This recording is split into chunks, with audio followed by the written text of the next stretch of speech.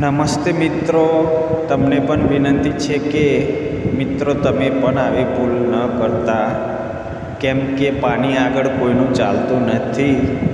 અને મિત્રો, તમારી પાસે સ્કૂટર હોય કે ગાડી હોય, પાણીમાં ન ચલાવો, અને જેથી કરીને તમે પણ મુશ્કેલીમાં આવી શકો છો.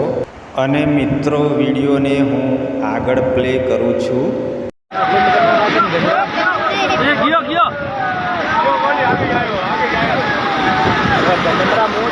ગયો